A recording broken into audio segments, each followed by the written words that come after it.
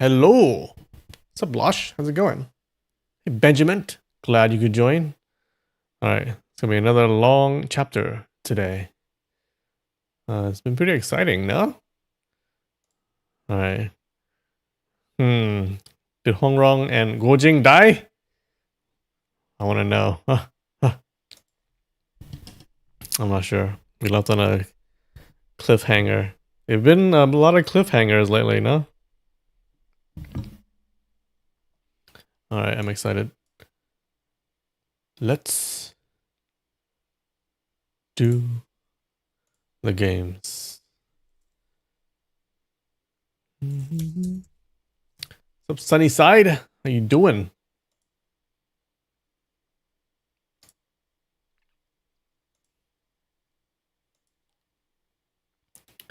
You know, baby survives? Oh no, what if the baby dies?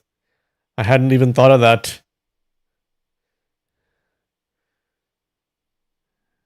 Babies can't die, right?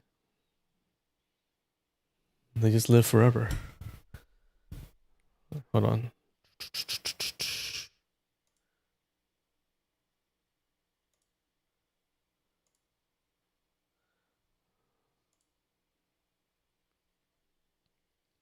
What's up, Psyduck? How's it going?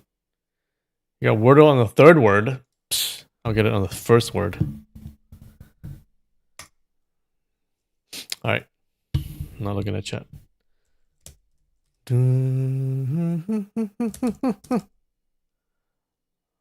Huh.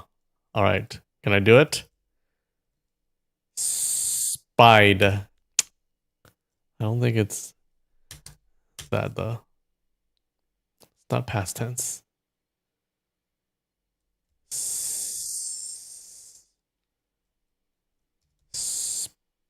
Spite.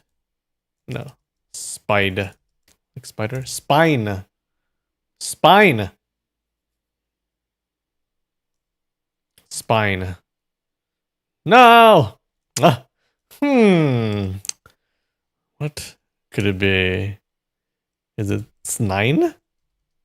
Is it snee? No, snipe. Alright. Whoa! We breezed through that wordle today. It won't be Orei? Why not?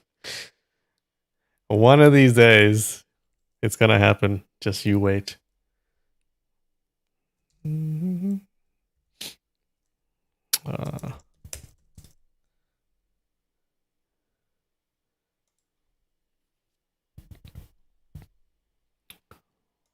Orei. Alright. What is this? Billy Goat. Balance due. Willy nilly? Mail delivery. Bill 2. Helter Skelter. Will call. The Devil. Doctor Strange. Order number. Any old how. Mobile ticket. Unit price. Colonel Sanders. Print at home. At random. Okay, I'm seeing balance due. Bill 2. Order number. And unit price. Well, that might be too obvious. But sometimes it's obvious. Okay.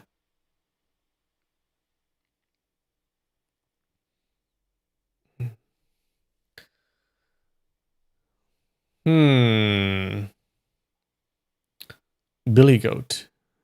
We'll call Willy Nilly. Billy. Willy Nilly Billy. Colonel Sanders. Sanders. Colonel? I don't know what this means. Any old how.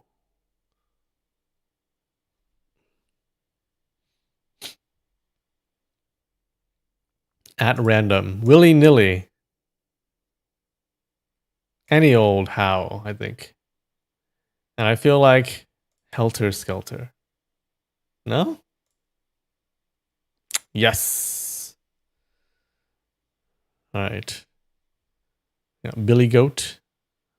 Billy Will Mail Mobile. What is this?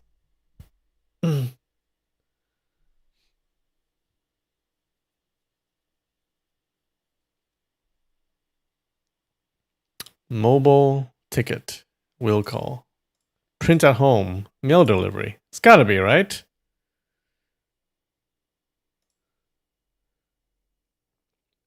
That's right.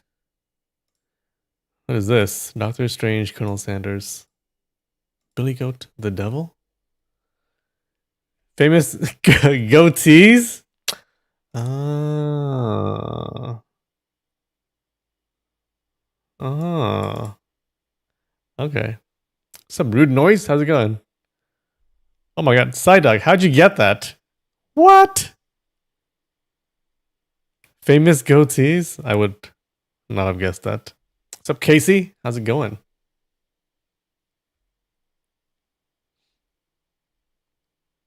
Fake category? Alright. You missed the last 2-3 weeks? Ah, it's been pretty exciting. Had a few cliffhangers. You just figured Doctor Strange and Colonel Sanders were hanging out and made a reason up. Alright.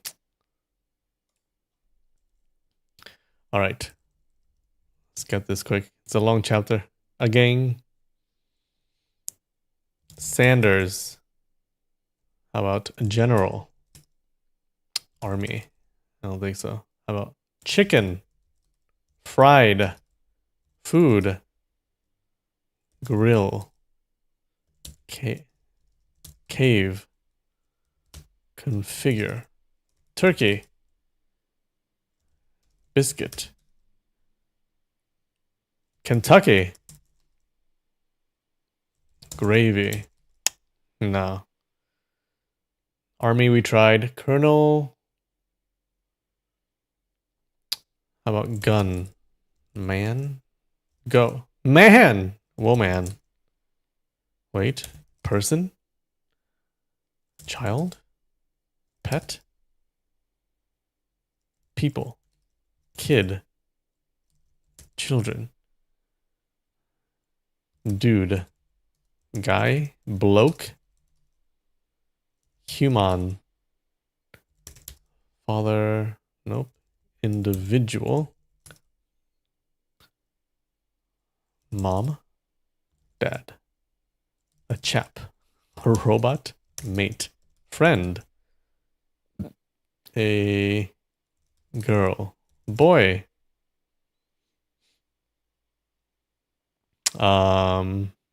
Family. Relation. A relative. A being. Humanity. Pair. Couple.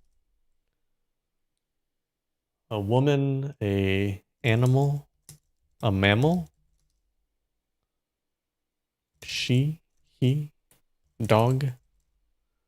Worker. Worker. Employee. A work. Nurse. Hey, doctor. Boss. Female. Secretary. A desk. A worker. Laborer. Laborer. Huh? Attendant. Assistant. A housewife. A husband. Accountant. A worker. A worker woman. Worker man. Married. Co-worker. About a workmate. Waitress. Maid. Supervisor. Governess. Stewardess. Okay.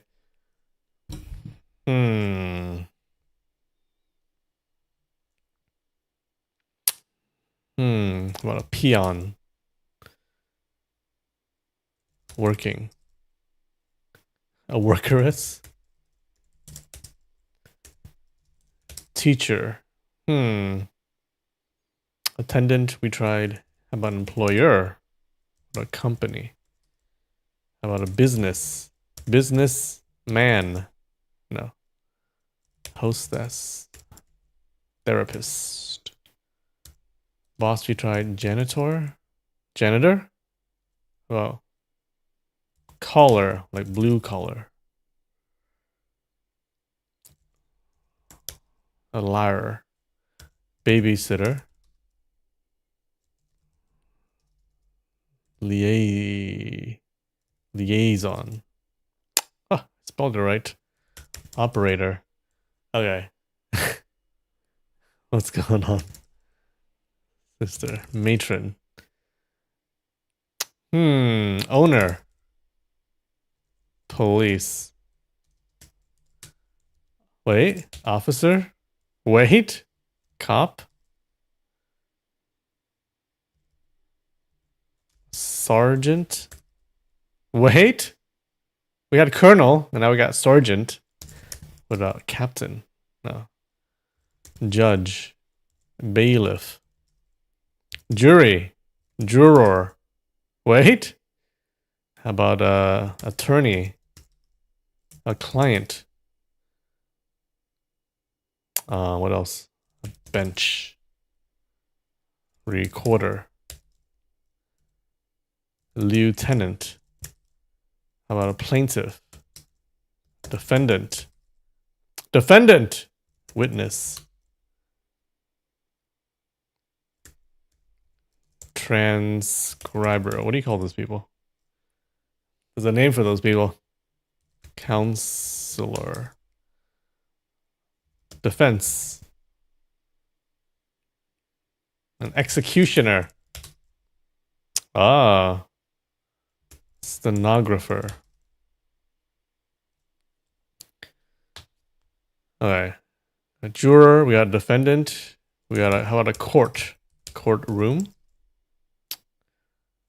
A warden. With a fake typewriter thing. Those are really cool. I wonder if I can write in those, using those. Would it be faster? Writing my scripts for the videos? Why is executioner so high? Artist? Attorney? Jailer. Oh, what about jailer spelled like this? What? Wait. I spelled it wrong. Jailer. Gowler. That's the old-timey spelling. Jailer. Jail. Prosecutor. No. We got warden, jailer. We got prisoner, I bet. Oh! Prison. Camp. A criminal. No? Inmate. It's gotta be. Good job. Good job, Psyduck. Nice. Framed. Innocent. Innocent. Well, we blew through the games, didn't we? That was a hell of fast. Ah. Remember those days of 40-minute semencils? Ah, those were the days. Okay, well, as a reward for me, we get these.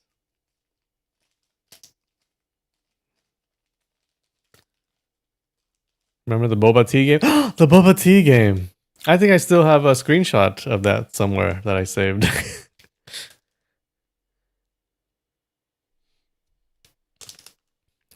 Went from woman to inmate pretty quickly. This looks like it'll be messy. Check it out.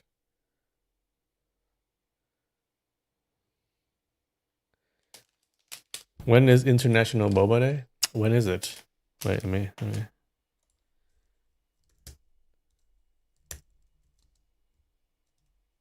I think it's a ways away, right?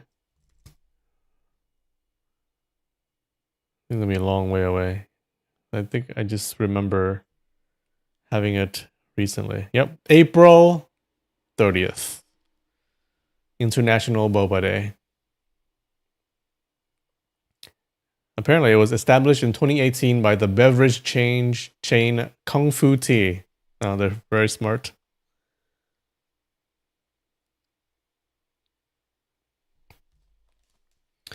All right. Yep, it's grape. It's Yamanashi Kyoho grape. Kyoho grape. Mini pie. I don't know what that means. Because it definitely doesn't look like a pie.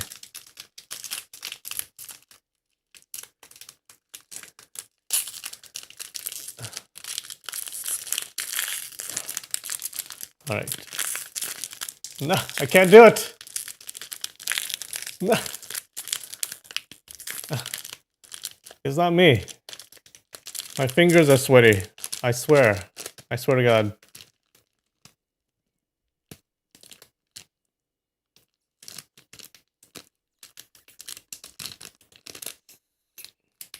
All right. I don't want to.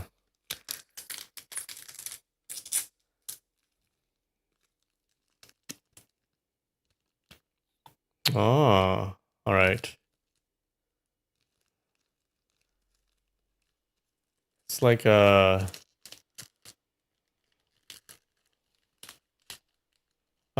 Oh shit. It broke. Okay, it was a shape. It's like a. It's a round shape, okay?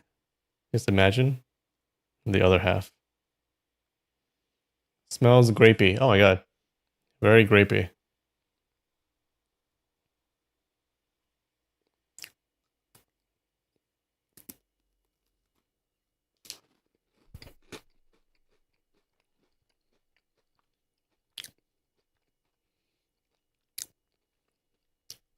Hmm. What does grape smell like? Smell like this. The artificial grape flavor. It's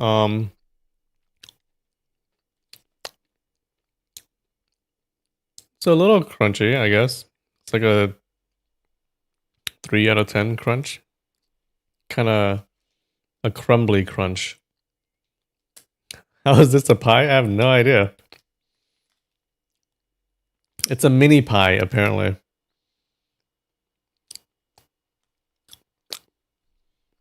You know what? I'm not a big fan. All right.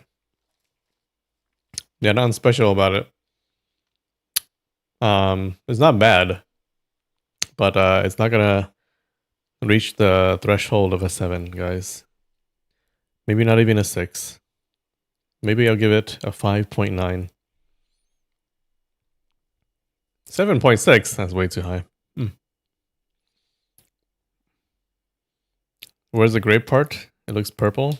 There's a little like inside it. There's like a layer of purple. One thin layer of purple. Mm-hmm.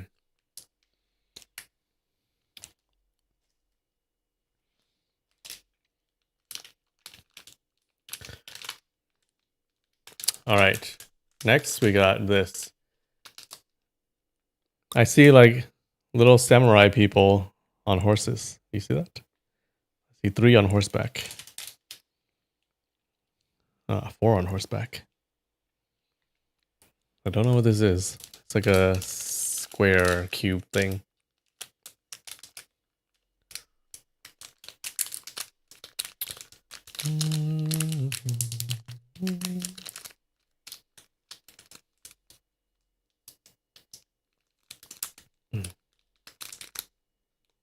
Samurai flavored?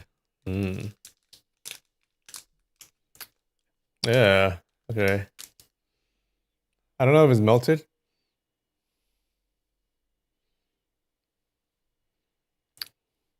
Okay, at first I thought it was like a pungent kind of smell. It's really strong. Is it really sweet? Oh, it is sweet. It smells salty. It's like a square thing. It's a little squishy. Oh, it's squishy. Look, kind of a jelly thing. But it doesn't squish all the way. It looks like it's melted a little bit, no?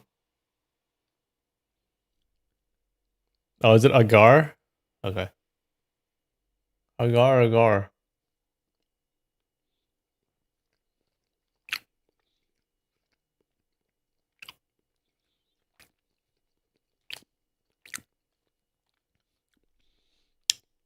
Alright. It's sweeter than I like. It just feels sugary. It doesn't taste like samurai. I was expecting like blood and gore and bones type of taste. But none of that. It's also a 0 out of 10 crunch. Those poor samurai that they squished into a cube. It doesn't even taste good. They failed. Alright. Not a big fan of that either. So I think it's worse than the previous one. Yeah, I would eat the previous one. I would eat more of the previous one, but this one, I think I would pass on the second one. So it's gonna have to be a 4.5.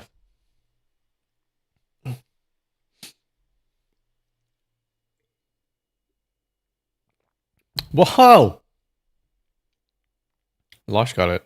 You know what? I'm gonna change to 4.6. Just kidding.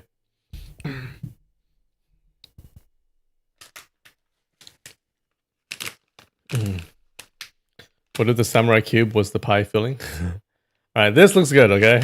I have high hopes for this, so don't fail me now, Japanese snacks. Look at that. It has nori. And it says soy chips. Seaweed salt. Alright.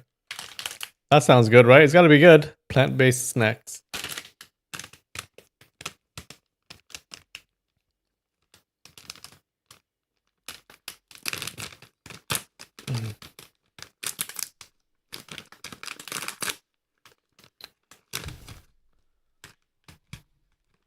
No. Let me smell it. Whoa. Yep. That's seaweed, alright. Oh, it is very thin. I think it's gonna be I think it's gonna be more seaweed flavor than salt flavor, but we'll see. It's very thin.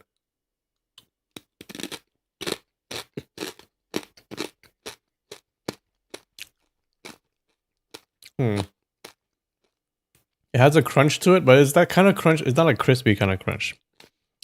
It's like a crunch where the chips. Have you had like stale chips before? It's that kind of crunch where seems like it's stale. It's definitely way more nori flavor than salt.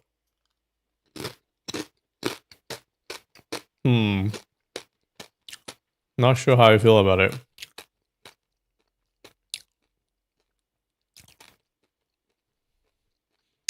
Tastes kind of like wood. Crunchy wood that they covered with nori and a bit of salt.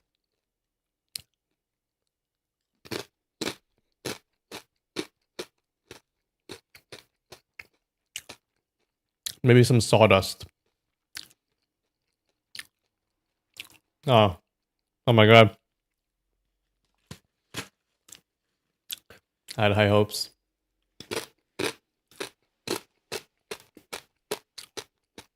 I think it's the crunchiness that's not good. If they had made it a little more crispy, like actual chips. I guess they can't. It's soy chips. It's not potato. Does it taste like those weird cereals? I kind of a cereal taste. Yeah.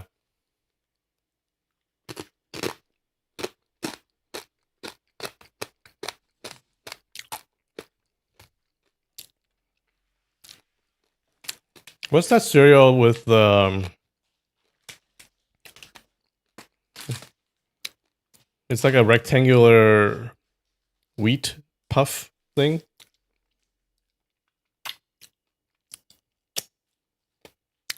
It's kind of like that. Not Cheerios. Is it Wheaties? Shredded wheat. Frosted Flakes? No, not Frosted Flakes.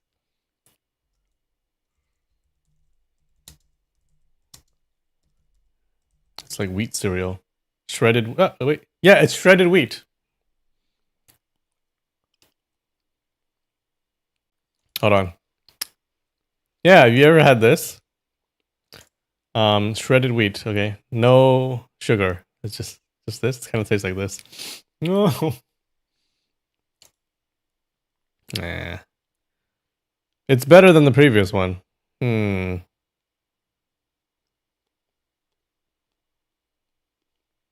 gonna have to say 5.1. Ah, okay. Bad snack day. You know what? Sometimes we have those days.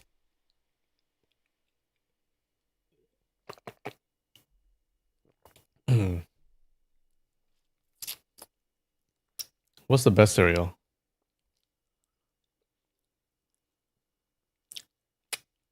I used to say Honey Bunches of Oats with almonds, and I think I've changed my mind. Maybe I've gotten older. I think Raisin Bran is pretty good. What do you guys think? It has the raisin, and it's not too sweet. Yeah, so the cereal is just like it's cereal, it's normal cereal, but I don't know, the raisins, they give it a little of that sweetness, and it's not bad. But you know what? Honey Bunches of Oats is still the OG. Okay, that's my favorite. When I was growing up.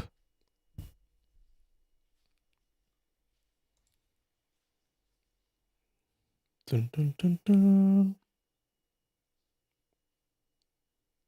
All right.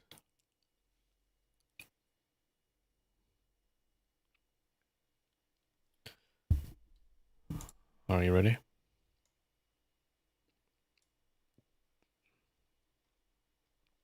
You ready? So last time, hold on. So the previous week, the week before last week, also ended on a cliffhanger, right? So you remember, Yang Guo and Guo Jing are in the Mongol camp. Guo Jing's injured because he had to go back and save Yang Guo, who's like pretending to be hurt. Now, and then Yang Guo changes his mind about killing Guo Jing, and he wants to save Guo Jing instead. But it's only Yang Guo against all these high level martial artists, right? So it's not looking good for Yang Guo. And so at the last moment, Feng Mo Feng, that crippled blacksmith disciple of the Peach Blossom Island, he comes to save the day out of nowhere. And turns out he was conscripted to the Mongol army, so he's been there. And he's been secretly killing Mongol officers while he's in service, okay? And he just happens to be there on this day. And he rescues Yang Guo and Guo Jing. He jumps in and rescues them. And he grabs the Dharma King to give them the opportunity to flee. Because he believes that if Guo Jing falls, then the city of Xiangyang will fall as well. So he must save them. All right. Now, the powerful bad guy, martial artists, dudes, are fighting over who can get the killing blow on Guo Jing. Okay, so because they want to become Mongolia's greatest warrior, they want that title. And this prevents them from cooperating effectively. So anyway, so Feng Mofeng comes in, saves the day. Young Guo and Guo Jing, they escape on Guo Jing's fast red horse. Now, Feng Mofeng, unfortunately, he dies off screen because we see the Dharma King run after them. Okay, so the Dharma King must have killed him. But then I was thinking, wait, did he die? We didn't see him. And remember the golden rule of stories, right? If you don't see a body, they're not dead. So did he die? Maybe he didn't die. Maybe he escaped somehow. I'm holding out hope, okay? Maybe we don't ring the bells for Feng Mofeng yet. Anyways, Yang Guo falls unconscious on his horse, and he awakes inside the city of Xiangyang. So it turns out he has successfully saved Guo Jing. He's a hero. Now, no one knew he was trying to kill Guo Jing earlier, and he changed his mind. But except for Xiaolong Nu. Now, that day or that night, Hoju, the guy, the disciple of the Dharma King, he infiltrates the city to deliver this challenge from the Dharma King to Guo Jing for the next night. Okay, they want to fight. And Huang Rong humiliates him with the dog beating staff technique, and she like splashes hot tea on him, and she tricks him into believing that it's poison. And she makes him like beg for an antidote, right? And she gives him the 9-flower jade dew pill, and she's like, "Oh, here's the antidote." Then he runs away. Yeah, I'm not sure why we had the whole interaction. He was just delivering a letter, but Huang Rong pulls Xiaolong Nu aside, and they have a private talk. And this is where she gets Xiaolong Nu to admit to everything. That Yang Guo wants to kill Guo Jing and Hong Rong to get the antidote for his passion flower poison. And Hong Rong realizes that by saving Guo Jing, Yang Guo basically sacrificed his own life. And Hong Rong is like trying to think of a way out of this. And she decides that she must sacrifice herself because Yang Guo was willing to sacrifice himself. So she's like, I can sacrifice myself. And she says that she'll give them her head so they can go to Qiu Qianqi and get the antidote. Now, Xiaolong Nu hears this and she starts to refuse, but then she's interrupted by Guo Fu, who runs into the room. Xiaolong Nu, she slips out as Guo Fu tells her mother that the Wu brothers have gone outside Xiangyang to duel over her. Hong Rong is exasperated, and she says that, you know what, they can do whatever they want, okay? There are more important things happening right now. So the next day, Yang Guo hears Hong Rong and Guo Jing talk, and then he understands that the nation comes before their own personal lives. Okay, now he understands what Guo Jing had been saying. So anyways, that night, finally, the Dharma King and friends, they infiltrate Xiangyang and they attack. The Dharma King sets fire to some places, and a fire rages in the city, right? Now, Yang Guo lures the Dharma King and friends away from Guo Jing and Hong Rong's Hong Rong by putting on Guo Jing's cap on a dead soldier and then putting him on his back and running away from their hiding spot. And he leads everyone on this wild dead soldier chase. Then he throws the soldier at them, and some of the Mongol martial artists grabs the body, thinking that it's Guo Jing, and they basically everyone wants it, so they're pulling it, and then they basically rip it into three. The Dharma King realizes he's been tricked, and he runs back to the initial spot. Yang Guo follows him, but he keeps out of sight. The Dharma King, he gets there, he doesn't find anyone. He clangs on his wheels. Okay, he gets 2 wheels and he clangs them, pretending that he's fighting Guo Jing to try to lure Yang Guo out. But Yang Guo is not fooled, so he stays where he is. Then the Dharma King switches tactics and he pretends to fight Yang Guo instead.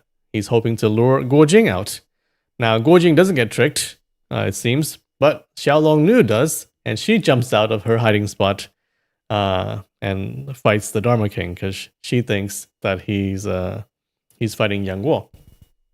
Now, Yang Guo hears this, And he also jumps out and joins the fight. And they fight him. The Dharma King fights them with his new technique that he created to counter their attacks. Because before, when they beat him, he was very ass mad about it. So he created this new technique with using all 5 of his wheels.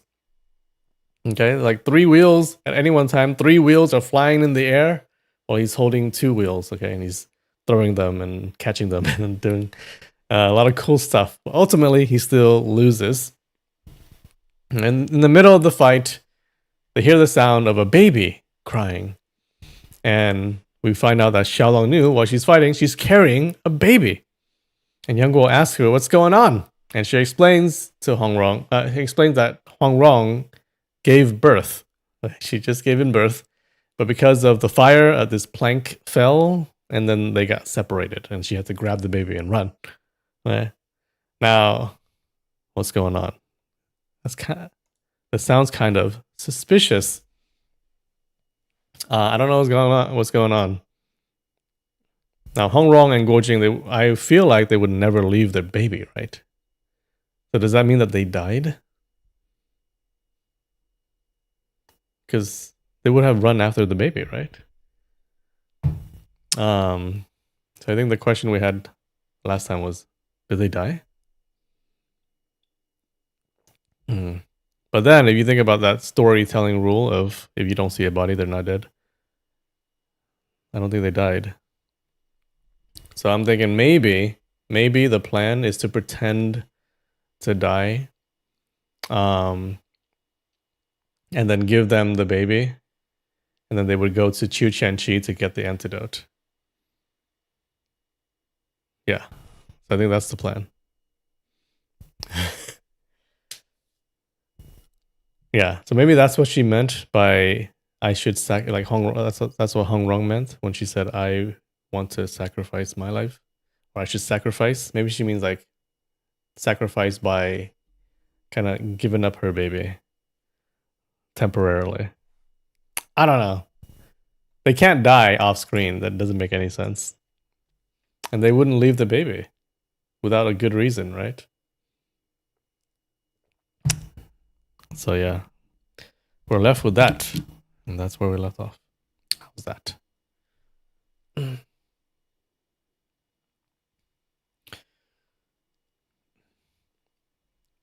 Not a dead soldier, an acupoint sealed soldier. Oh yeah, he paralyzes, he immobilizes a soldier.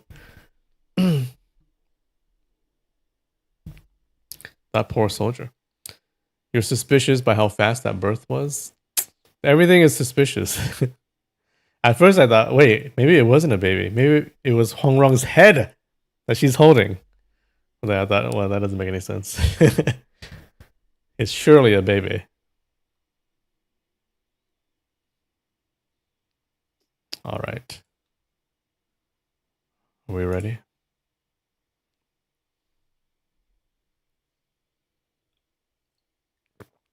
We got 23 pages to read today.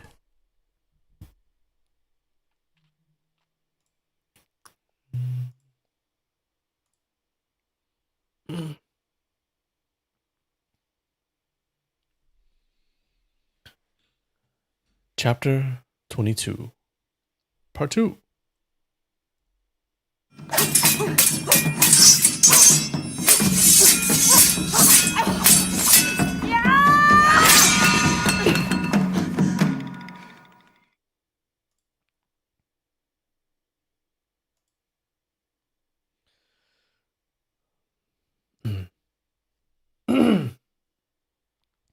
All right, so here she gave him the child, so it can't be the head, right? Doesn't make any sense. So it is a baby. It is a baby. It has to be Hongrong's baby, right? It's not a random baby. Or maybe it is. All right. She held the iron wheel before her chest with her left hand, and, together with Yang Guo's twin swords, pressed the attack. With a formidable new weapon, and freed from the infant's burden, her strength should have doubled. Yet, after several exchanges, her movements jarred against Yang Guo's swordplay. The union of blades would not form. The more she fought, the more alarmed she became. She did not realize that the subtlety of the Jade Maiden's swordplay lay wholly in the shared joy and purity of the two wielders' hearts. Now, between their swords, there was an iron wheel, like a third person intruding between lovers. How could their thoughts flow as one? How could his heart become hers and hers his? Neither understood this at once. After several more passes, their cooperation felt even more hindered than if they had fought alone. Growing anxious, Xiaolongnu said, "We cannot defeat him today. Quickly, take the baby to Passionless Valley." Yang Guo's heart stirred, and he immediately understood her intent. If he rode the blood-sweating horse out of the city now, he could reach Passionless Valley within 7 days. Though he could not bring Guojing and Hongrong's heads, he could take their daughter. Telling Qiu Qianqi that the couple, grieving over their lost child, would surely come seeking her, he could then devise revenge. In such circumstances, Qiu Qianqi would willingly hand over half the antidote. Once the poison in his body was cured, he could then strive to rescue the infant. This delaying stratagem would be hard for her to refuse. A literal third wheel? True. What?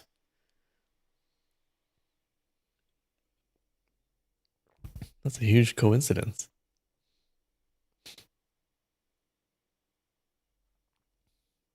Okay. Is that a good plan? This is very suspicious.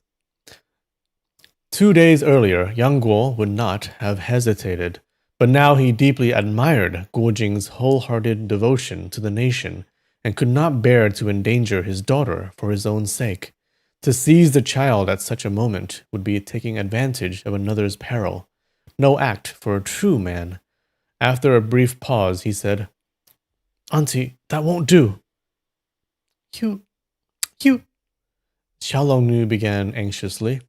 She had uttered only 2 words when, with a ripping sound, the Dharma King's golden wheel sliced her left shoulder, tearing her robe. "How could I face Uncle Guo if I did such a thing?" Yang Guo said. "With what right could I wield this sword?" He raised a gentleman's sword as he spoke. His resolve had shifted, yet Xiaolongnu knew nothing of his thoughts. She cared only to save him from the poison in his body.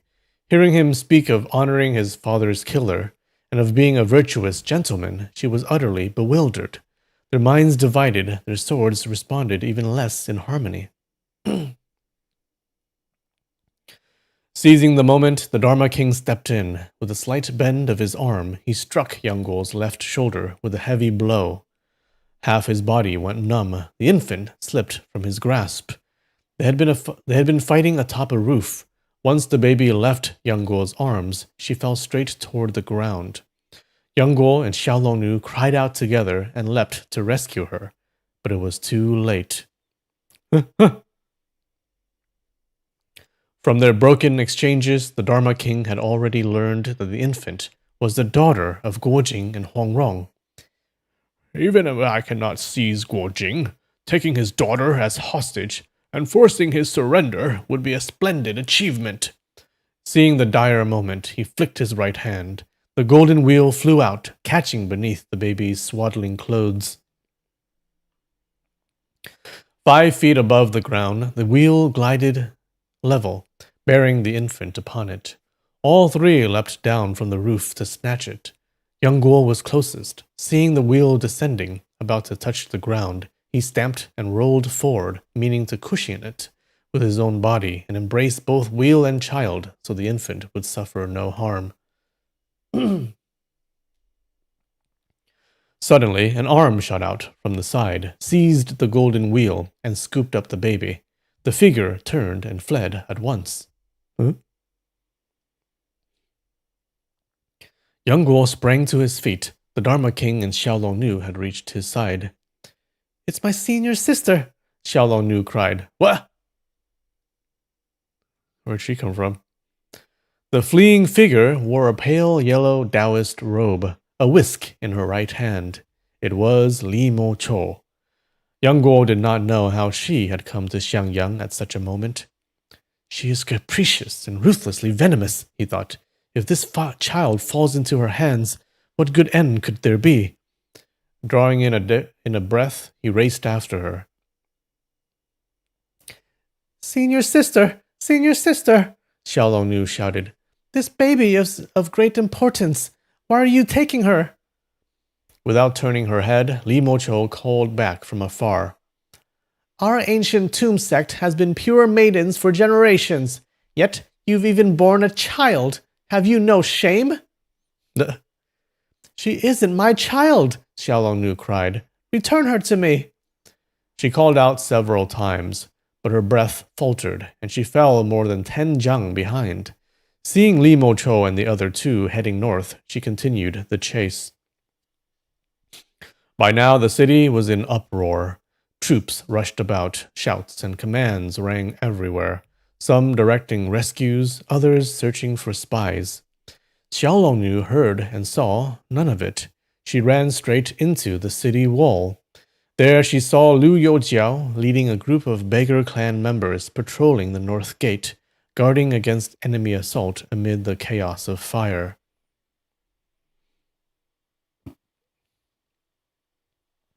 Upon seeing her, he hurried forward.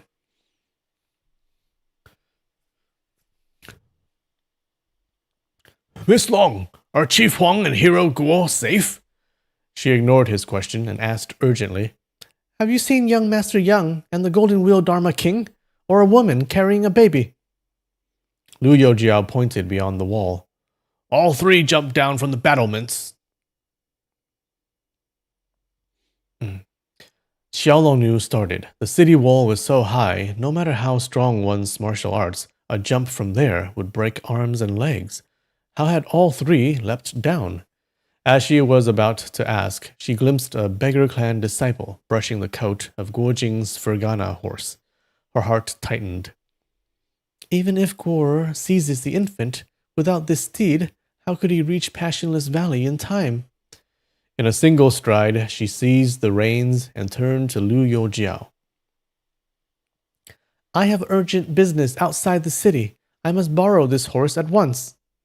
Lu Youjiao's thoughts were fixed on Huang Rong and Guo Jing. Are Chief Huang and Hero Guo safe? Xiaolongnu swung into the saddle. They are safe, but Chief Huang's newborn has been snatched by that woman. I must recover her. Lu Youjiao was startled and immediately ordered the gates opened. The city gate was opened only a few feet, and the drawbridge had not yet been lowered. Yet Xiaolongnu had already spurred the horse out. The Fergana steed was extraordinary. With a single thrust of its hind legs, it soared like cloud-riding mist, clearing the moat in one bound. The soldiers atop the walls burst into cheers.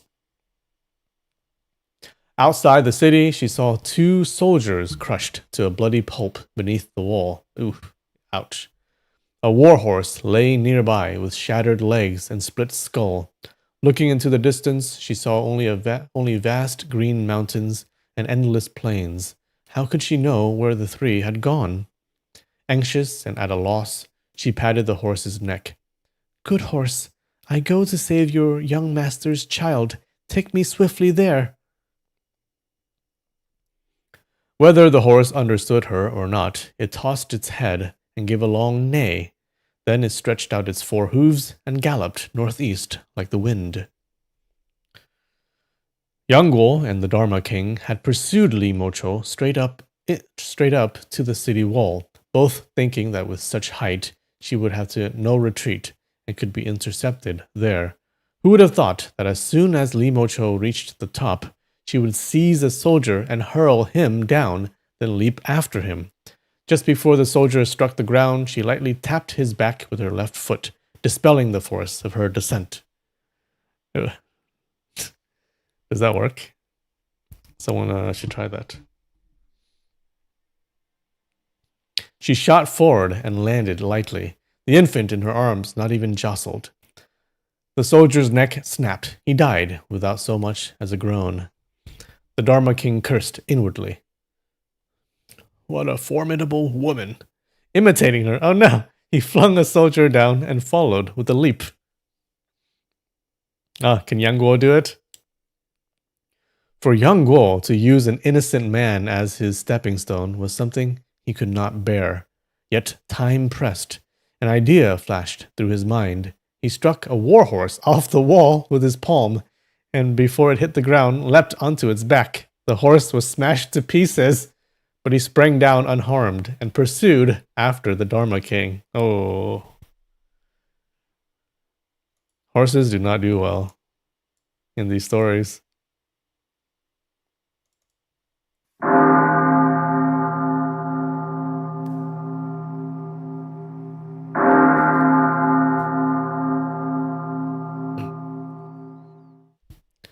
I just noticed I didn't do the bell for the 2 soldiers that died. You know what? Bells for them too.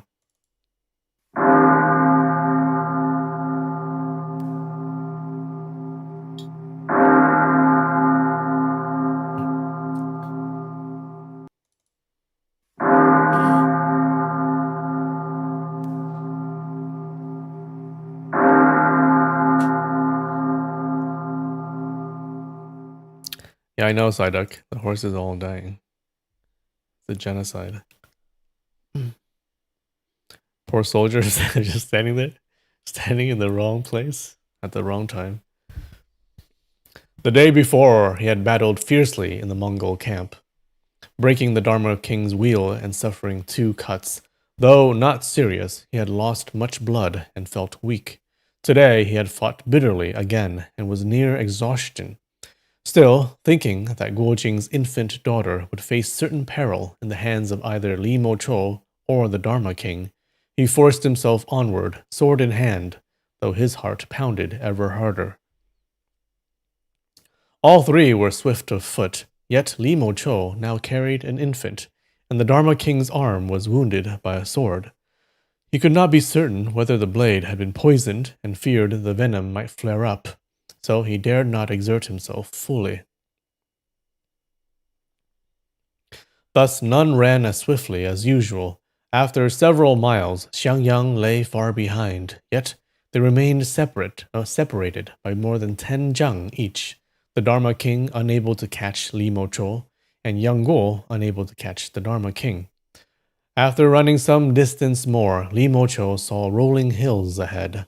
A few more miles would bring her into the mountains. She quickened her pace. Once within the valleys, it would be easy to hide and slip away. Though Xiaolongnu had said the child was not hers, Yang Guo's desperate pursuit convinced her it must be the illicit offspring of him and Xiaolongnu. As long as she held the infant hostage, she need not fear that Xiaolongnu would refuse to exchange the ancient tomb sex's secret Jade Maiden Heart Sutra. They climbed higher and higher, trees grew dense, and the mountain paths rough. The Dharma King thought that if he did not intercept her now, she would vanish into some secluded gorge impossible to find. He had never fought Li Mo Chou before, but her lightness skill marked her as a powerful foe. 2 of his 5 wheels were already lost. He had not wished to send another flying. Yet the situation was urgent. He could delay no longer.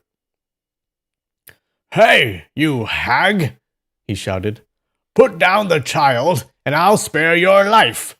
Refuse, and don't blame this monk for showing no mercy."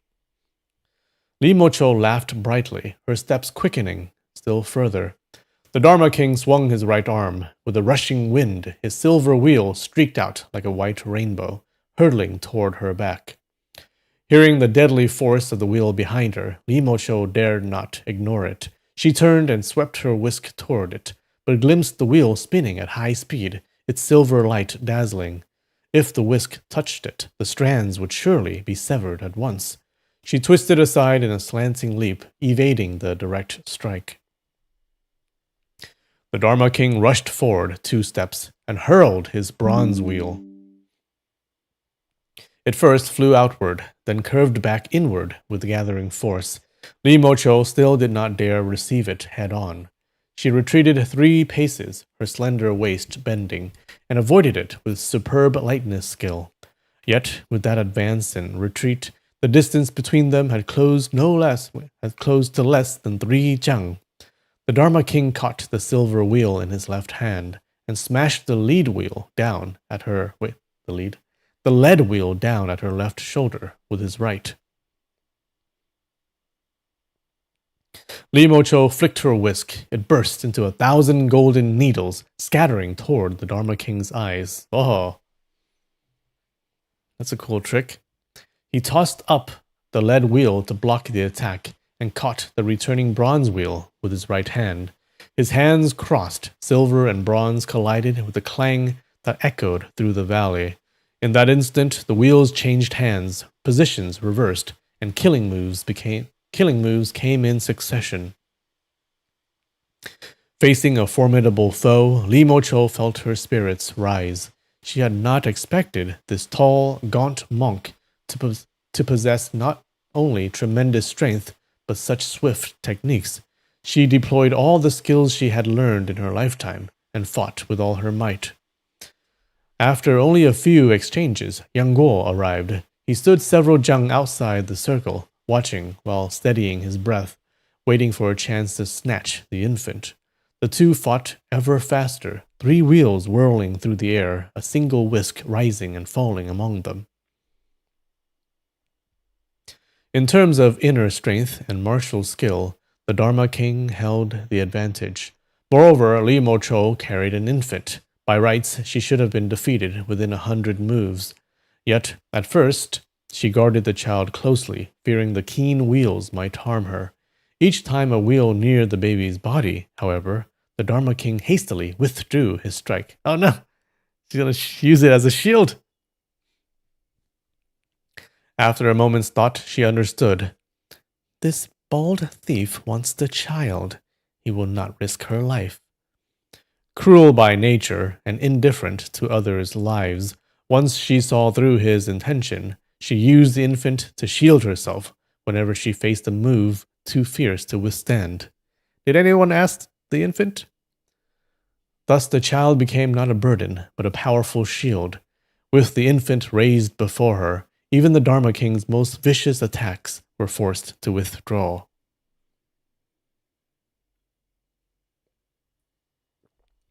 After several assaults thwarted in this way, Yang Guo grew frantic. If either of them exerted the slightest excess force, would not the infant's life be forfeit? He was about to rush in when the Dharma King suddenly swung his silver wheel inward from outside, while thrusting the bronze wheel forward with his left. The 2 wheels formed an enclosing arc, trapping Li Mocho between his arms. A faint flush rose to her face. She spat and cursed him for using such an indecorous move, unbefitting a monk. She swept her whisk backward to parry the silver wheel and raised the infant before her chest. Yet the Dharma King had already calculated his follow-up. Loosening his grip with his left hand, he sent the bronze wheel slanting upward, smashing toward her face. The wheel was less than a foot away when it flew out, swift and fierce, hard to fend off. Fortunately, Li Mocho had weathered hundreds of battles in her life and possessed far greater combat experience than the Dharma King. In the crisis, she leaned her body backward, feet planted firmly on the ground, while her whisk still struck at his shoulder.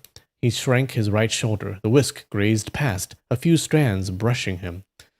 With his left palm free, he chopped down on her left arm. At once, her arm went numb and weak. She cried, "Ah!" and leapt back, only to feel her hand empty. The infant had been seized by the Dharma King. Oh. Can newborns be traumatized by this kind of experience? Yeah. Has she been crying the entire time? What's going on? Can you shake a baby that much? I feel like the baby is being shaken like a lot.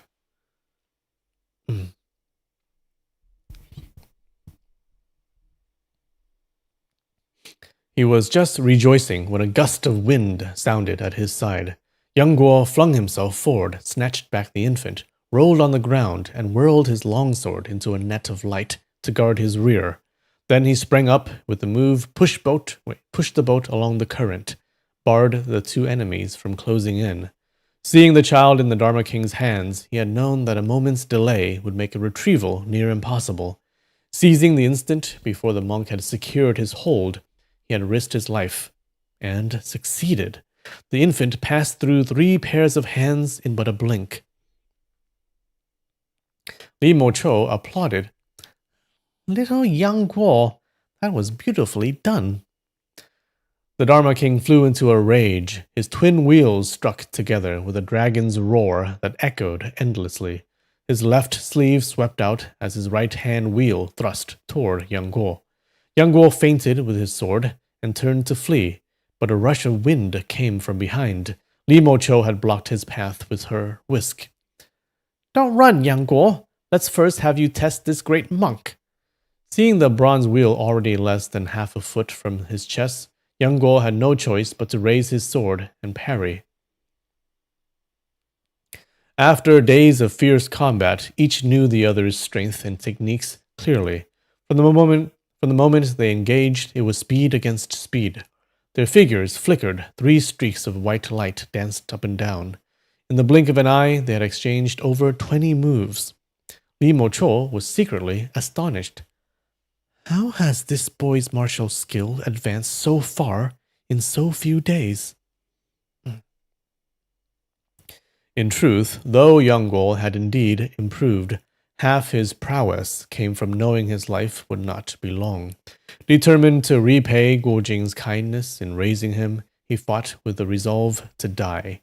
When faced with deadly moves, he often did not save himself, but countered peril with peril, forcing the Dharma King to change his stance. Yet, while he disregarded his own life, he could not disregard the infant's safety. Unlike Li Mo Cho, he would never use the child to shield his vital points. Though he had seen the Dharma King avoiding striking the infant while fighting Li Mo Cho, this was Guo Jing's daughter. He dared not risk the slightest carelessness. Guarding her at every turn, he was soon driven into increasing danger. Where is Guo Jing and Hong Rong? What's going on? Seeing that Li Mo Cho cared nothing for the infant, the Dharma King had taken pains to avoid her body. But, observing Yang Guo's fear of harming the child, he directed more of his wheels toward the infant and fewer toward Yang Guo himself. This left Yang Guo flustered and hard-pressed. "Martial Uncle Li!" he shouted.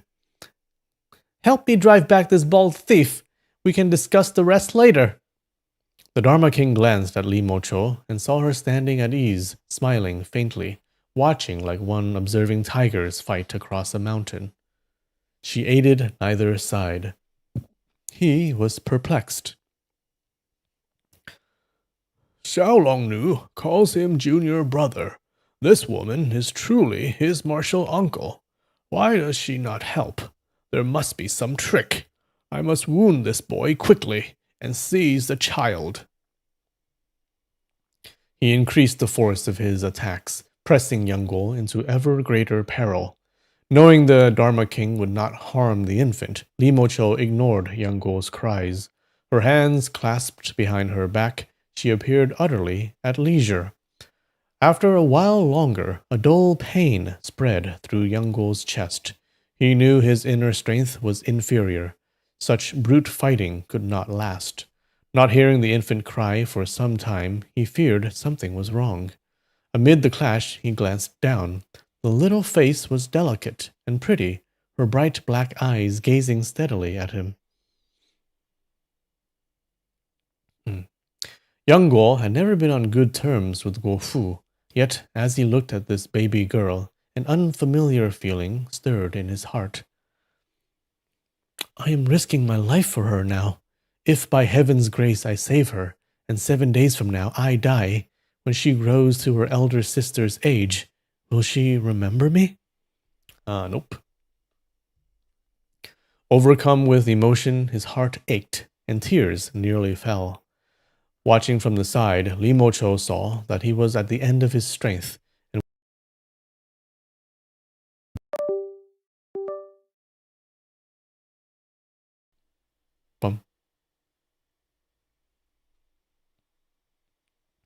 She almost stepped forward to help, then reconsidered. His martial arts have advanced greatly. Wait. His martial arts have advanced greatly. Better let the monk remove him for me. Otherwise, he will be impossible to deal with later.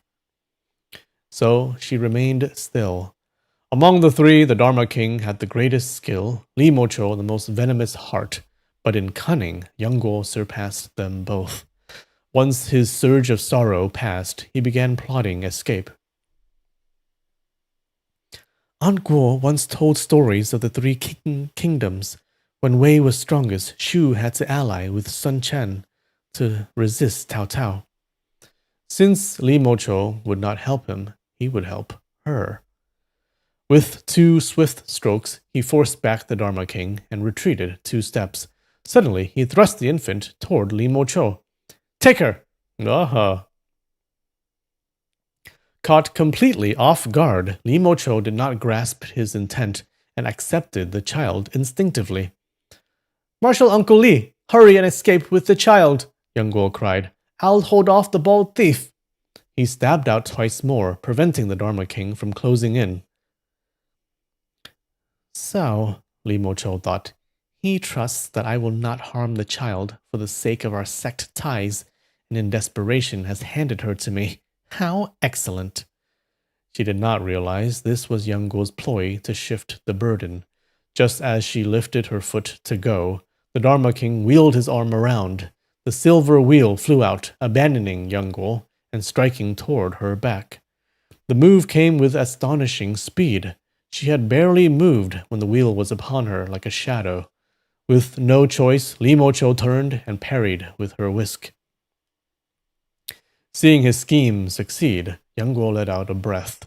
Though he cared for the infant, he would not stand idly by, as Li Mocho had, waiting for both opponents to exhaust each other before reaping the benefit. As soon as his breathing steadied, he raised his sword and attacked the Dharma King. The red sun stood high overhead, yet shafts of light still pierced the dense forest. Yang Guo's spirits lifted, and his sword moved with greater ease. With a clang, the gentleman's sword sheared a piece from the bronze wheel. The Dharma King was secretly alarmed, though his attacks grew fiercer. Suddenly, Yang Guo conceived a plan. Marshal Uncle Li, beware that wheel. The notch I cut is smeared with deadly poison. Don't let it touch you. Why? Li Mocho demanded. The blade of my sword is steeped in a most potent toxin. Earlier, the Dharma King had been wounded by Yang Guo's sword and had worried that it might be poisoned. But after long fighting, the wound had shown no unusual sensation, so he had gradually set his mind at ease. Now, hearing this, his heart jolted. Gong Sun Qi is a treacherous man. Perhaps the sword truly bears poison. His spirit faltered at once. Li Mocho lashed out with her whisk. Guo, stab this monk with your poisoned sword. She flicked her hand as though releasing hidden projectiles. The Dharma King whirled his wheels to guard his chest. In truth, Li Mocho was bluffing. Knowing his skill, she doubted even her ice soul silver needles could strike him. It was enough to make him hesitate and allow her to slip beyond the encircling threat of the twin wheels. Though suspicious of poison, the Dharma King felt no numbness or swelling at his wound. He did not wish to retreat in vain, wounded and empty-handed. Seeing Li Mocho flee, he immediately gave chase. Yang Guo thought that this chase and battle could not continue indefinitely.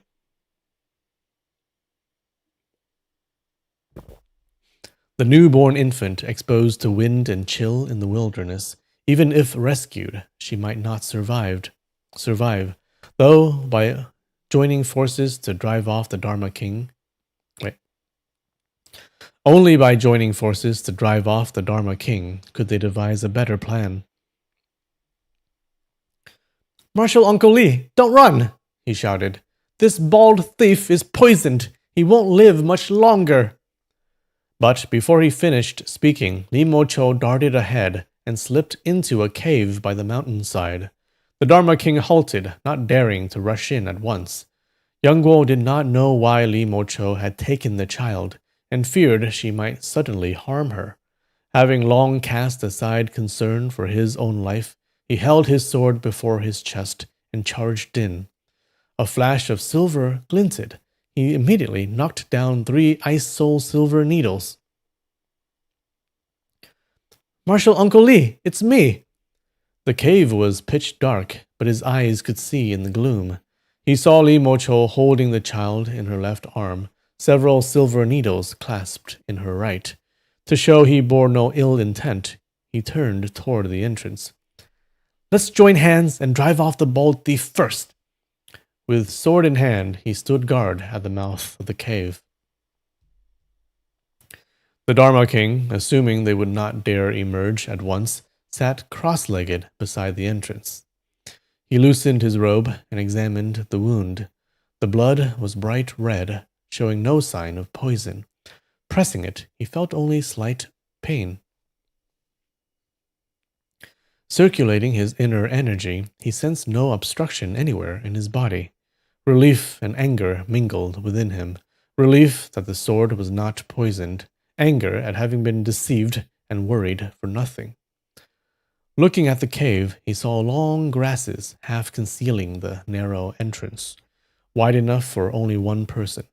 His own large frame would make sudden turns difficult. Rushing in rashly might invite ambush. As he pondered, a strange voice called from behind the slope.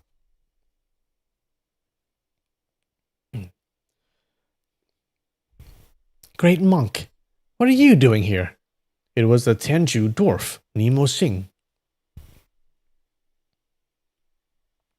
After causing trouble in Xiangyang and retreating empty-handed, Nimo Xing had glimpsed from afar the Dharma King's silver, bronze, and lead wheels spinning in the air. Knowing he was engaged in combat, he had made his way here. Seeing the Dharma King staring intently at the cave, he brightened.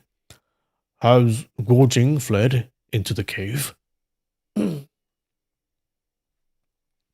Without taking his eyes off the entrance, the Dharma King replied, "One male hare, one female hare, and a little hare." Nimo Xing was delighted. "Bah! So besides Guo Jing and his wife, there's that brat Yang Guo." The Dharma King ignored his chatter. After a quick look around, he formed a plan. Gathering dry branches and grass, he piled them at the cave mouth and set them alight. A strong southwest wind was blowing. Thick smoke at once billowed into the cave. Oh no! That poor baby!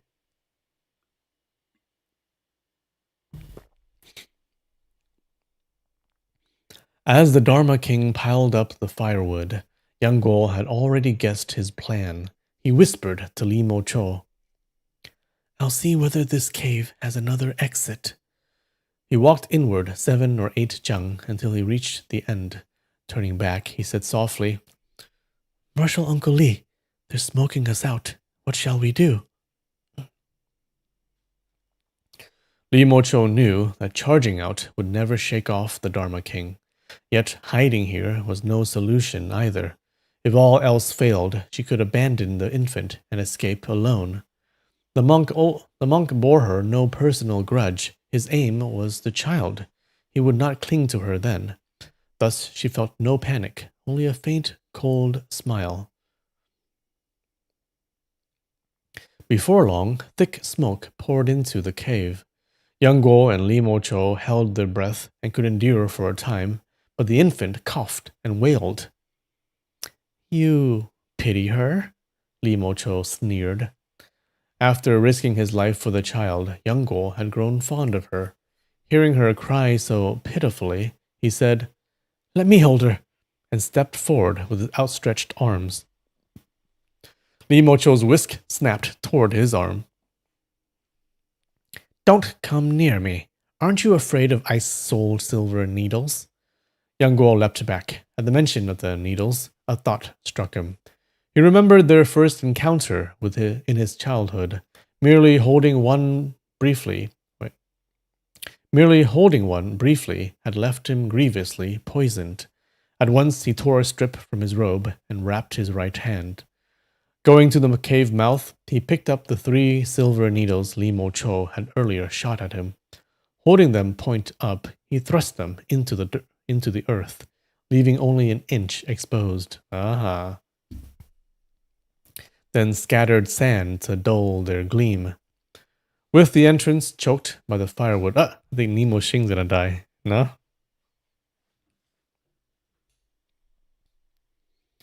With the entrance choked by firewood and smoke filling the cave, he bent low to set the trap. Neither the Dharma King nor Nemo Xing noticed. When he returned, he whispered, I have a plan to repel the enemy. Soothe the child. Don't let her cry. Then he called loudly, Excellent! There's an exit at the back of the cave. Let's go!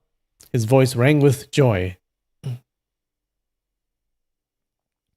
Li Mocho started, thinking there truly was another way out. Why? Young Guo leaned close and murmured, It's false. I'm luring the bold thief. Hearing his exultant shout, the Dharma King and Nemo Xing were startled. The cave then fell silent. Even the infant's cries seemed to fade. In truth, young Guo had muffled her face with his sleeve. They assumed he had escaped through the rear. That poor child. Without thinking further, Nemo Xing sprang toward the back of the slope to intercept. The Dharma King, however, was more cautious. Listening closely, he noticed the infant's cries had merely grown faint, not distant. Realizing it was another ruse, he sneered inwardly. Such a petty trick of luring the tiger from the mountain. Does he think to fool this old monk? He concealed himself beside the entrance, lifting his silver and bronze wheels, waiting for young Guo to emerge. Marshal Uncle Li, the bold thief, has gone, young Guo shouted. Let's go out together. Then, in a low voice, we'll cry out together and lure him in. Li Mo Cho did not know what scheme he intended, but she knew the boy's cunning well and had suffered from it before. Since he had devised a stratagem, it would surely be effective. Besides, with the infant in her arms, once the Dharma King was driven off, young Guo would have no choice but to trade the Jade Maiden Heart Sutra for the child. She nodded. Together they cried out, Ah! Young Guo feigned a grave wound and groaned loudly. How could you strike me so viciously? Then he whispered, Pretend you're dying. Li Mo Cho exclaimed angrily, Fine. Even if I die by your hand today, I'll make sure you, little villain, don't live either. Her voice trailed off, ragged and faint, as though she were at her last breath. All right. Will the trick work? Tune in 5 minutes. All right. Let's take a break. I'll be right back. 5 minutes.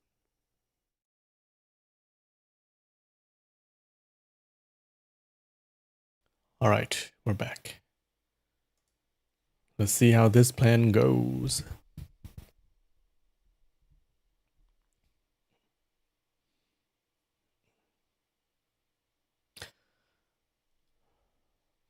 Listening at the entrance, the Dharma King was overjoyed. The two had turned on each other before even leaving the cave, fighting over the infant and wounding one another. They must be both gravely injured. Fearing the child might perish in the struggle and thus lose his leverage against Guo Jing, he pushed aside the burning brush and rushed in. He had taken only 2 steps when a sharp pain pricked the sole of his left foot. Aha! So it's the Dharma King that gets hit, not Nemo Xing. His reactions were lightning fast. Before his foot had even settled, he pushed off hard with his right leg and sprang backward out of the cave. When his left foot touched the ground, his calf went numb and he nearly fell. Yeah, that's a fast-acting poison. With his profound inner power, even several sword blows would not have unsteadied him. In a flash, he understood. The sole of his foot had been pricked by something lethally poisonous. He was just about to remove his shoe and sock to examine it when Nemo Xing came running back around the hillside. "The brat was lying," he shouted. "There's no exit behind the mountain. Guo and his wife are still inside."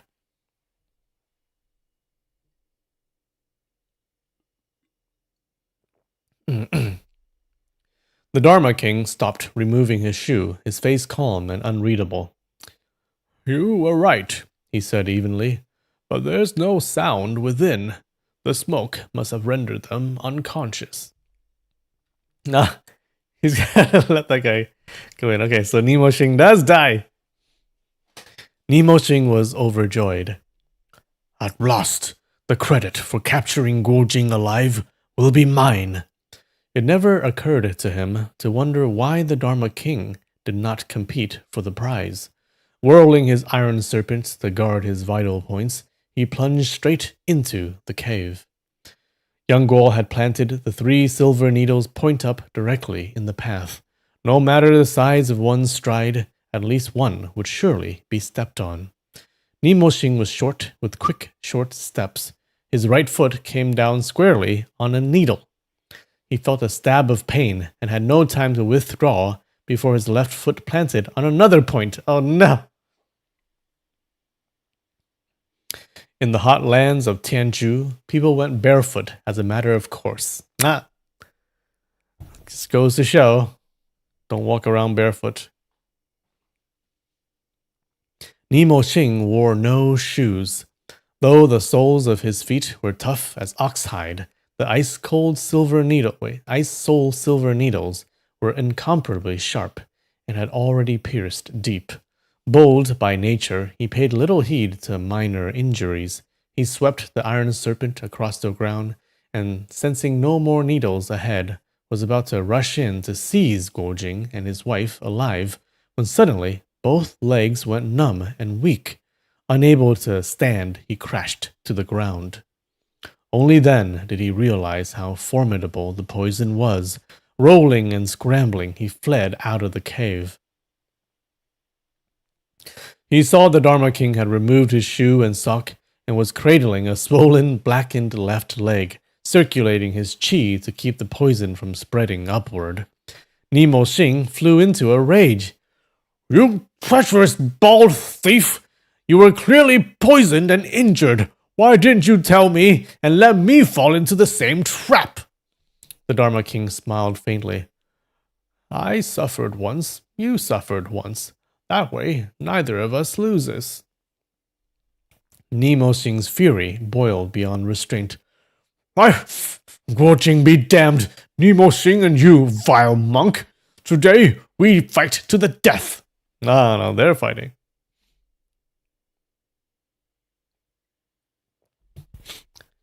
His feet had lost all strength. Propping himself with his left hand, he hurled his whole body at the Dharma King, bringing the iron serpent down toward his head with his right. The Dharma King raised his bronze wheel to deflect the strike, and immediately followed with a horizontal hammer blow. Caught midair and unable to evade, Nemo Xing was struck squarely on the shoulder. "Sup, Mercy? How's it going?" Though his bones and sinews were tough, the pain shot straight into his heart. Maddened and heedless of his own life, he lunged forward and seized the Dharma King in a tight embrace, opening his mouth to bite. His teeth clamped down on the Qi Shi acupoint beneath the monk's neck. Wait, are they going to kill each other? Ordinarily, with the Dharma King's skill, how could Nemo Xing have closed in and held him? And even if he had, how could he have bitten such a vital point? But now the Dharma King knew the poisoned needle in his foot was no trifling matter. All his inner strength was engaged in resisting the poison, forcing it not to pass the Chu Qian point between thigh and calf. So long as he held that barrier, at worst, he would lose a lower leg, not his life. Thus, when Nemo Xing lunged, his inner power was effectively gone, and he could rely only on external strength. Nemo Xing, however, exerted himself with full force. Once his teeth locked onto the acupoint, he would not loosen them. The Dharma King hooked his right leg. Nemo Xing's own legs were powerless. He pitched forward, and the two tumbled to the ground together. The Dharma King tried to pull him away, but with his vital points seized, the strength in his hands had greatly diminished. He could not budge him. He could only reach back and grip the Da Jue point at the back of Nemo Xing's neck, lest his opponent deliver a fatal move. Both had been first-rate masters, yet poisoned and locked in close combat, they now fought like street ruffians, grappling wildly, all regard for status forgotten. Rolling and grappling, they gradually drew near the edge of the valley's cliff. The Dharma King saw clearly and shouted, "Let go! One step more, and we'll both be smashed to pieces!" But Nemo Xing had lost all reason.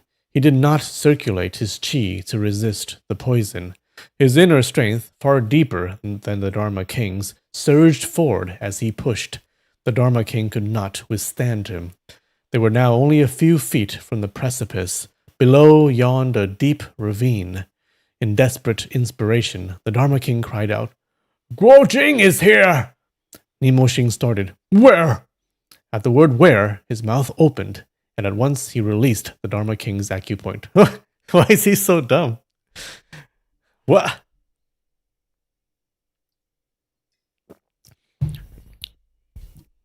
You were volunteering at a summer camp? Awesome. I went to summer camp when I was a kid. Super fun.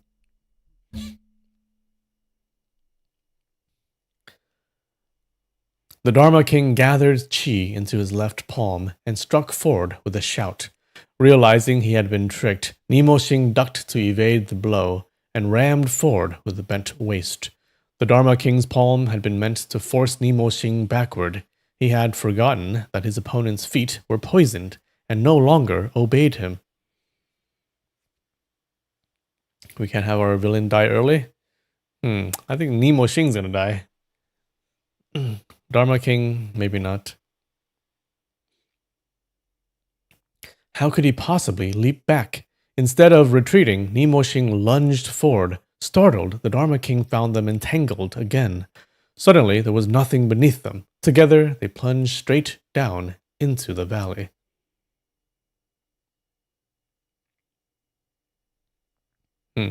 Wait, do they die? Maybe Dharma King falls on top of Nemo Xing? He can't die now, right?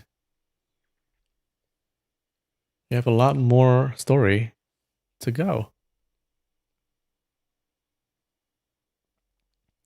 Li Mocho saw that Yang Guo's clever scheme had succeeded and inwardly admired the boy's resourcefulness.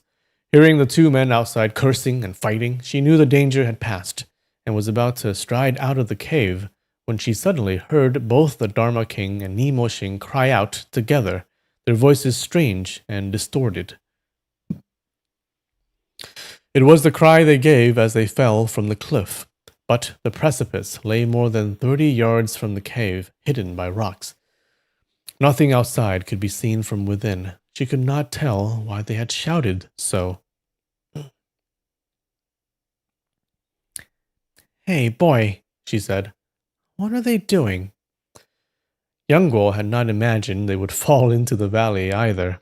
After a moment's thought, he said, "That bold thief is cunning. If we pretend they're fighting and injured, they may copy us and try to trick us into going out." Li Mocho considered and found it plausible.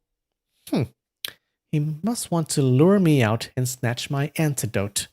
She moved slowly toward the cave mouth, intending to peer out when she steps on the needles too. Careful of the silver needles on the ground, Yang Guo warned.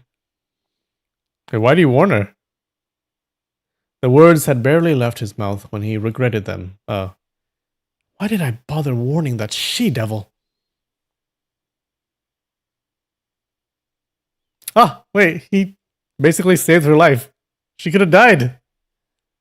Oh no. Why, Yang Guo? Li Mocho started and hastily drew back her step. The smoke at the entrance had cleared, but the cave was again pitch black. Unlike Yang Guo, she could not see in the dark and did not know where the 3 needles were embedded. If she stepped rashly, she would almost certainly tread on one.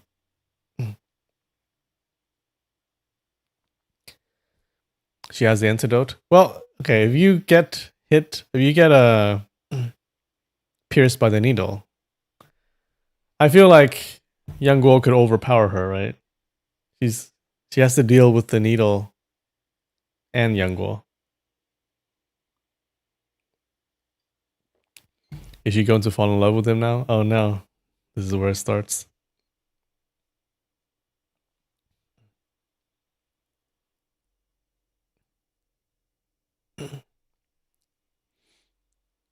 Though she carried the antidote, the poison on the needles was extraordinarily fierce. Treatment would bring great suffering, and with her foot pierced, Yang Guo would surely seize the chance to attack. She would not even have time to draw out the toxin. She might well lose her life to her own needles. That's the danger of being a poison master. You know, you're not careful. You know, you're walking around and then you bump the wall or something, or you bump a table. Bump a chair. You're like, oh, God. Got pricked by my own needles. Even Li Mocho in the harem? I hope not.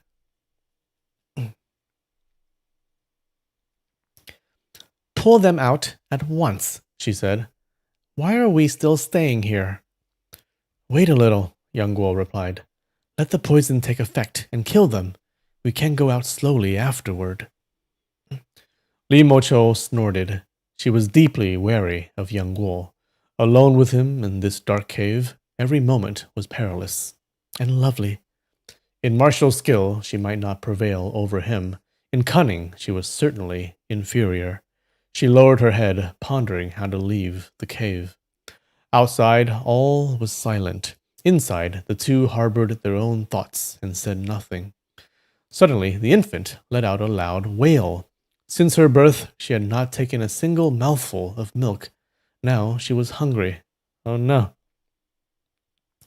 Li Mocho gave a cold laugh. Where is your junior sister? Does she not care if her own child starves to death? Who says this is Auntie's child? Yang Guo retorted. This is the daughter of Hero Guojing. You think invoking Hero Guo's name will frighten me? If it were someone else's child, you wouldn't be so desperate to seize her. This must be the bastard spawn of you, master and disciple. Yang Guo was enraged. That's right. I am determined to marry Auntie, but we are not yet wed. How could there be a child? Watch your filthy mouth. Li Mocho sneered again. If you want my mouth clean, perhaps you and your master should keep your conduct clean. All his life, Yang Guo revered Xiaolongnu as one might a goddess. How could he tolerate such slander? His anger flared. My master is pure and unsullied. Do not speak nonsense. Unsullied. Game of Thrones? Pure and unsullied? Li Mocho said. Pity the guardian cinnabar on her arm has already faded. With a flash, Yang Guo thrust his sword straight at her chest. You may insult me as you like, but dare to slander my master again, and today I'll fight you to the death. His blade flickered, 3 linked thrusts in swift succession. His swordsmanship was exquisite, and he could see clearly in the dark. Li Mocho relied entirely on her skill of discerning weapons by sound to parry. Though she did not miss by a hair's breadth, after several exchanges, she was already in grave danger. Fortunately, Yang Guo feared pressing too hard. If his sword came too deadly, she might vent her fury on the child. Thus, he refrained from unleashing killing strokes. They traded more than a dozen moves in the cave when the infant suddenly gave a sharp cry, then fell silent for a long while. Yang Guo was horrified. He withdrew his sword at once and cried in a trembling voice, "Have you harmed the child?" Seeing how deeply he cared for the baby, Li Mocho became even more convinced it was his own flesh and blood. "She's not dead yet," she said. "But if you don't obey me, do you think I lack the nerve to crush this little wretch?" Yang Guo shuddered. He knew well that she killed without blinking. To her, the life of a newborn infant meant nothing. At the slightest resentment, she could wipe out an entire household. "You are my martial uncle," he said. "So long as you do not insult my master, I will naturally heed your commands." Hearing his softened tone, Li Mocho understood that as long as the infant was in her hands, he could not resist her. "Very well, I won't curse your master. Now go outside and see how the poison is affecting those two." Yang Guo did as told and stepped out of the cave. Looking around, he saw no sign of the Dharma King or Nemo Xing. Fearing the monk's cunning, he slashed and thrust his sword into nearby bushes and tall grass, searching for an ambush. Finding no one concealed, he returned. "They're gone. After being poisoned, they must have fled in terror." Li Mocho said. "Struck by my silver needle poison, even if they run, how far can they go? Pull the needles from the cave mouth and bring them to me." The baby was still crying incessantly. Yang Guo thought he ought to find something for her to eat. Wrapping his hand in his robe, he pulled out the needles and handed them back. Li Mocho placed the 3 silver needles into her pouch and strode out of the cave. Yang Guo followed. "Where are you taking the child?" "To my own home." "What do you want with her? She's not yours." Her cheeks flushed, then hardened. "What nonsense are you spouting?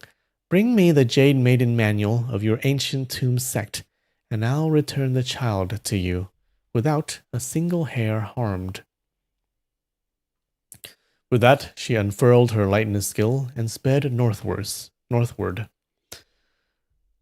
Yang Guo chased after her. "You must feed her milk first." Li Mocho wheeled around, her face burning red. "You little brat! Have you no sense of propriety? How dare you take liberties with me?"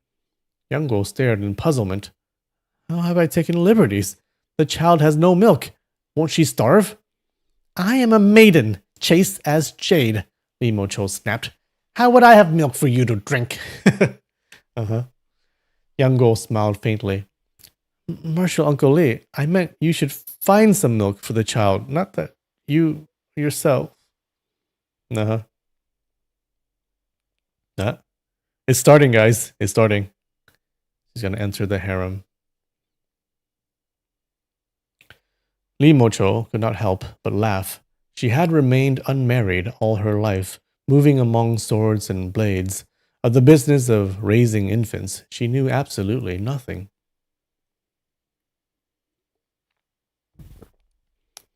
"Where would we find milk?" she mused. "Could we feed her rice instead?" "Does she have any teeth?" Yang Guo asked. Li Mocho pried open the baby's mouth and shook her head. "Not even half a tooth." "Then let's go to a village to find a woman nursing a child. Ask her to feed this baby until she's full. Wouldn't that solve it?" Li Mocho brightened. "You truly are full of schemes."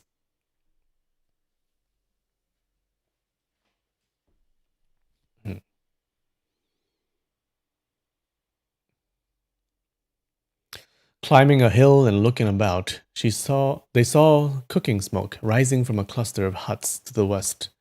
Swift of foot, they soon reached a small village. Oh no, it's gonna be the Avengers. Adventures? The adventures of Li Mocho and Yang Guo taking care of a baby for the rest of the story.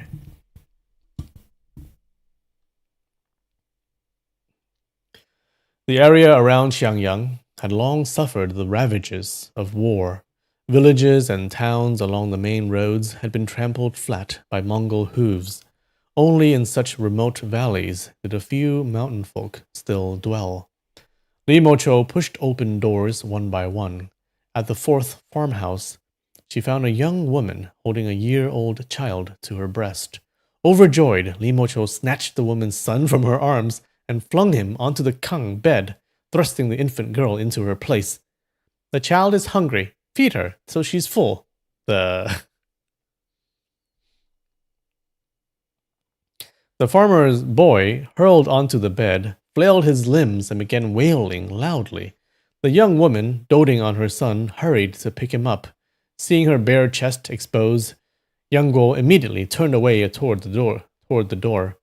He then heard Li Mocho shout, "I told you to feed my child. Didn't you hear me? Who told you to pick up your own son?" A dull thud sounded. "Wait!" Yang Guo started and turned back.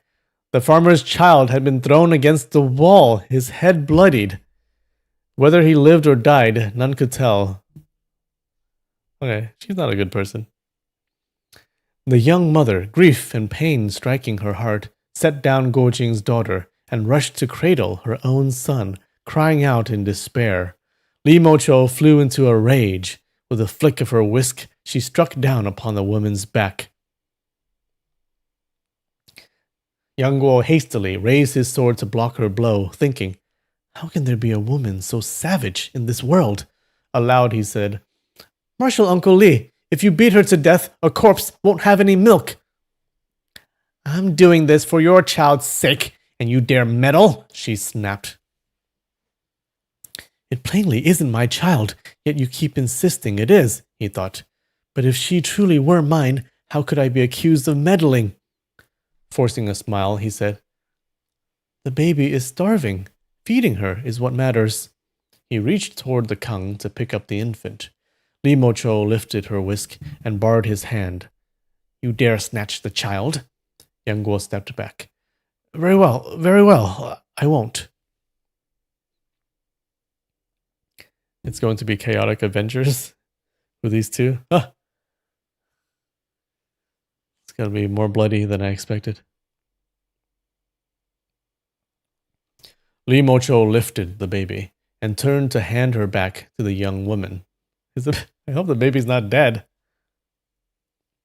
But the woman had vanished. Seizing the moment of their quarrel, she had slipped out the back door with her son. Enraged, Li Mocho rushed outside.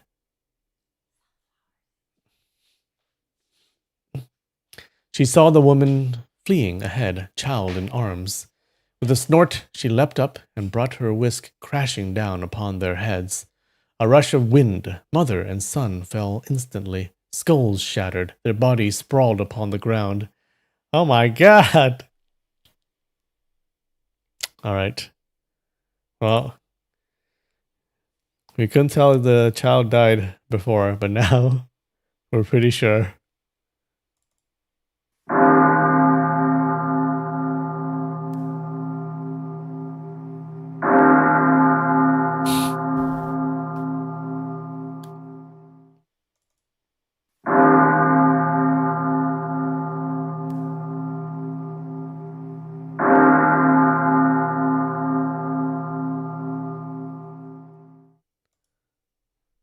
I'm not sure I like this adventure.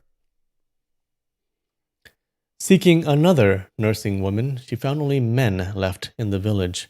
Her fury mounting, she killed several at random, then took fire from the stove and set the thatched cottages ablaze. After igniting several roofs, she strode from the village. She is... What is wrong with her? Yang Guo, witnessing such ruthless slaughter, sighed inwardly. and followed at neither too close nor too far a distance. They walked in silence through hills and fields for dozens of li. Exhausted from crying, the infant fell fast asleep in Li Mocho's arms. As they went, Li Mocho suddenly uttered a soft "eh?" and halted. Two spotted leopard cubs were tumbling and playing before them.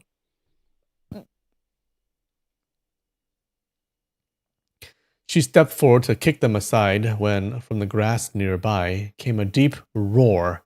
In a blur, a large golden leopard sprang out. Startled, she shifted left. The leopard wheeled and pounced again, claws outstretched. Li Mocho flicked her whisk with a swish, striking between its eyes. The beast howled in pain, fiercer than ever, baring gleaming white fangs. Crouching low, its green eyes fixed upon her, waiting for the moment to strike, to spring. Li Mocho's left hand twitched. Two silver needles shot forth like lightning toward its eyes. "Wait!" Yang Guo cried. He swept his sword, knocking the needles aside. At that instant, the leopard leapt more than a jang high, descending from midair in a savage plunge. Yang Guo sprang up as well. First, he knocked aside the remaining needles, then, with a resounding blow, struck his right fist against the back of the leopard's neck. The leopard roared and landed, only to spring again at him. Yang Guo sidestepped and delivered a palm strike infused with half his inner strength. The beast somersaulted backward from the force. Meow.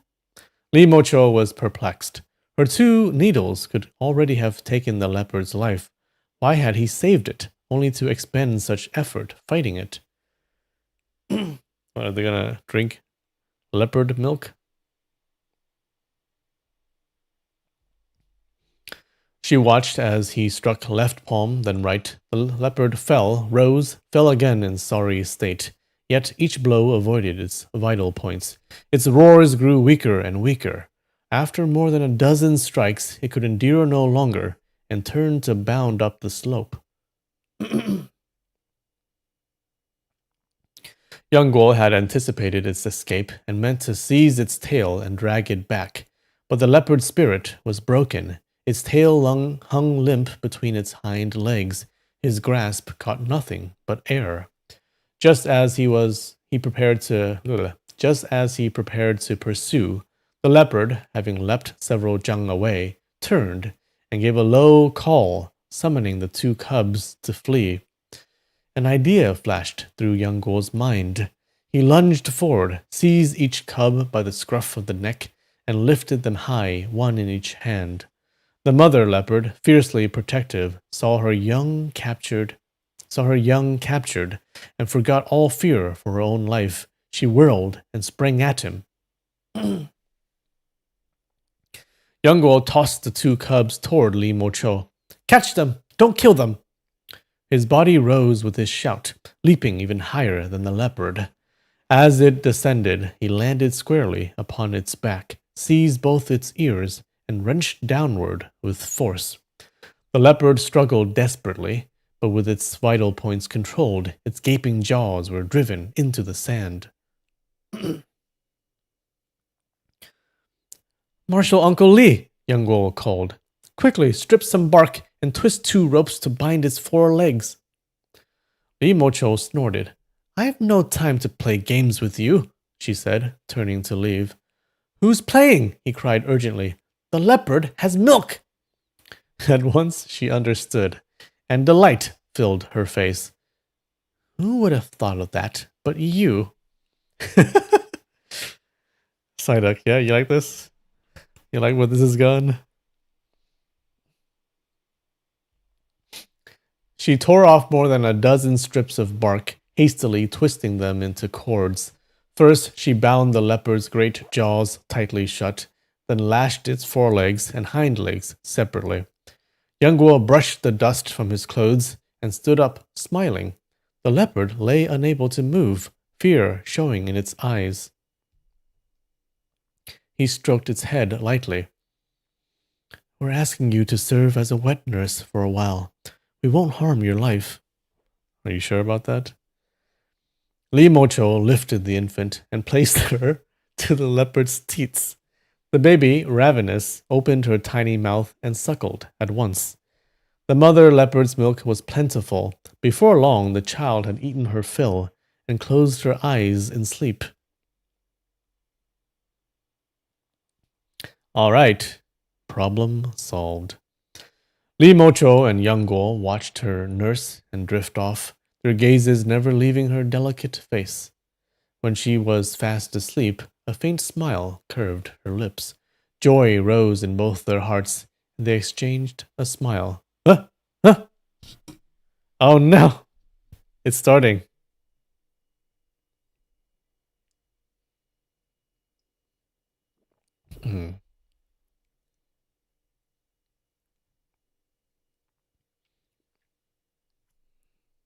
Yeah, that leopard will have some strange stories to tell.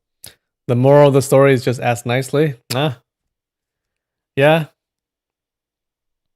I bet that mother would have done it. Just ask.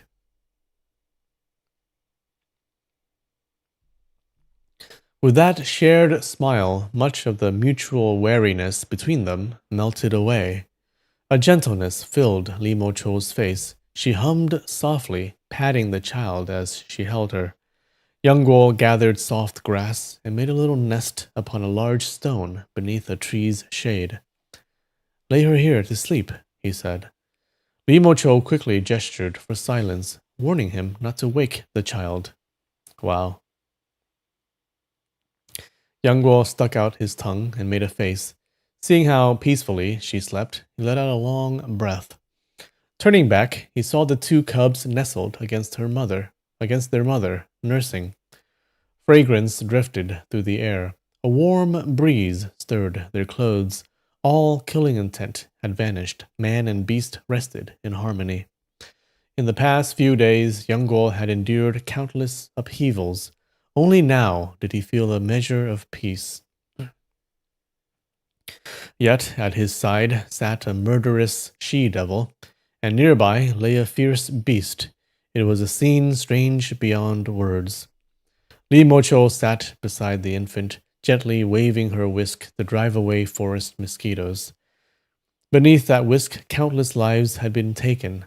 All in the martial world trembled at its sight. Yet this was the first time in her life she had used it for an act of tenderness. Young Guo saw her gazing at the baby, sometimes smiling, sometimes sorrowful, now stirred, now calm. Clearly, memories of her life were surging through her heart. He did not know her past, only fragments he had heard from Cheng Ying and Lu Wushuang. Thinking of her ruthless extremity, he guessed she must once have suffered greatly. Though he had long hated and resented her, a trace of pity now arose within him.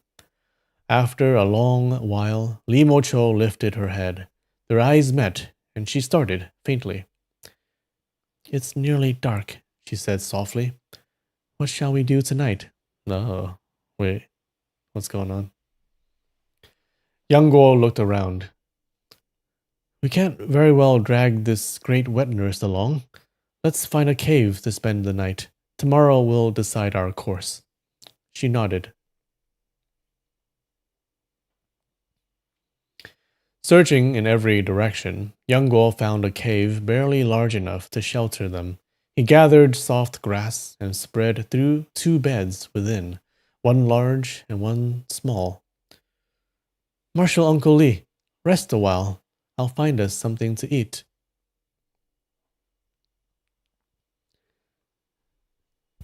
It's an emotional roller coaster. Hey, we get to see a side of her no one has seen before. Ah, I like it. He went beyond the hillside in search of game. In less than half an hour, he returned with 3 mountain hares and more than a dozen wild fruits. He untied the rope from the leopard's mouth and fed it one hare. "Ah, so nice!" Then gathered dry grass and twigs to build a fire. He roasted the remaining 2 hares and shared them with Li Mo Cho. Marshal Uncle Li, sleep in peace. I'll keep watch outside. Taking a long rope, he tied it between 2 great trees and lay suspended in midair. This was a training method of the ancient tomb sect. Li Mo Cho saw it and paid it little mind. Except for occasional journeys with her disciple Hong Ling Bo, she had wandered alone all her life. Tonight, with Yang Guo beside her, he attended to her comfort in every way. So unlike her former solitary nights in the wilderness, she could not help but sigh softly once more. Wait, is something happening, guys? Do we see a hint of something happening? All right. Well, that was a wild ride. How did you guys like that? All right, did not expect the leopard, gotta say.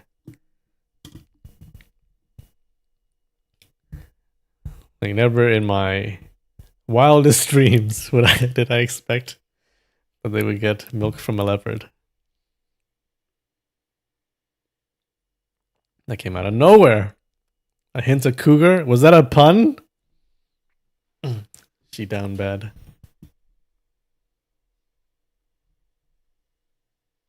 Okay, that was a good chapter. Very interesting. Okay. A lot of things went by that I did not expect. Wait, so Nemo Xing and the Dharma King.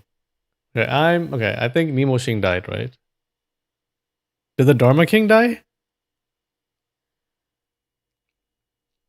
I'm gonna go back to the golden rule, right? If we don't see a body, then they're not dead. I feel like I know he's poisoned, and it's a very powerful poison, but I'm feeling like he's still alive. But no, it's gonna come back. That can't be the end.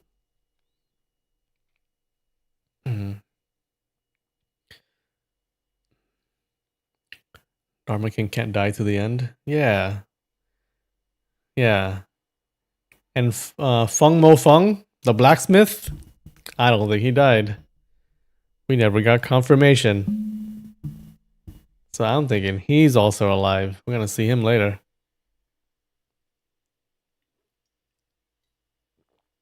Main villain plot armor. Yeah. But Nemo Xing, definitely.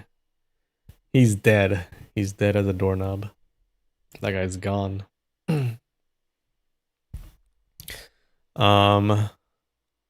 Yeah. Well, I like that. That was cool. I don't know. Is Li Mo Cho? Is she? Are we gonna redeem her? I feel like she's unredeemable, though. I don't know. What she did in this chapter was pretty bad. she threw that kid against the wall like it was nothing at all. Oh my god.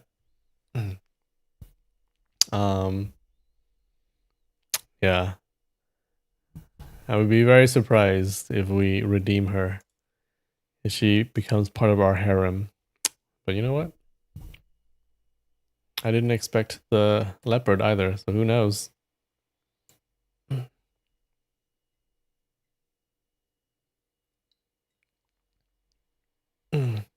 Five of the 7 freaks died off screen, but then we got front confirmation.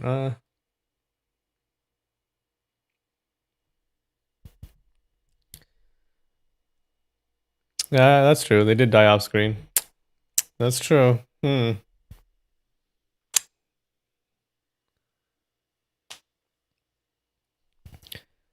Well, I'm of the opinion that neither of the 2 died.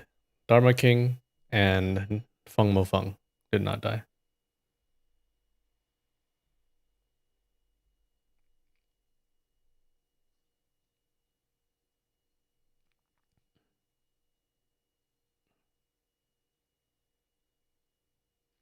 We were told the blacksmith died.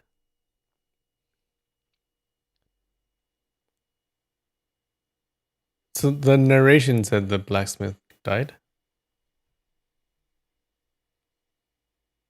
Or did it? I gotta read that part again. We didn't see his body though. Oh yeah? So maybe he's dead? Hold up. Hold up. Alright, I'm gonna search.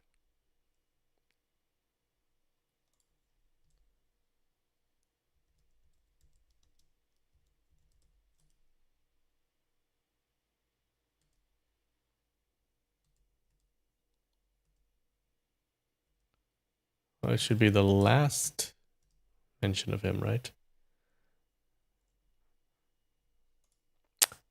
Okay, it says the Dharma King having slain Feng Mofeng. Okay.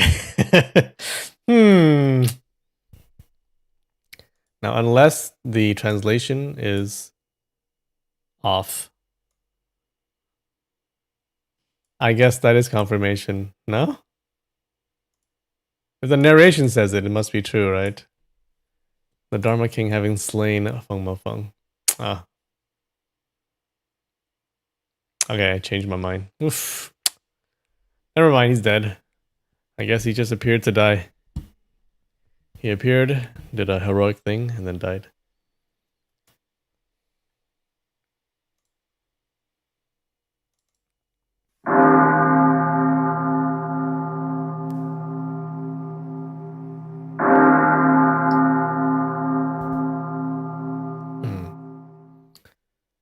I think we did do bells for him though.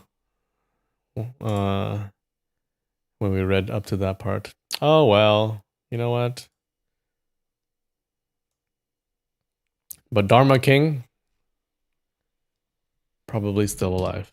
All right, guys, that was fun. All right, what's gonna happen next? I feel like with these two, anything can happen, so it should be good. All right, guys, that was fun.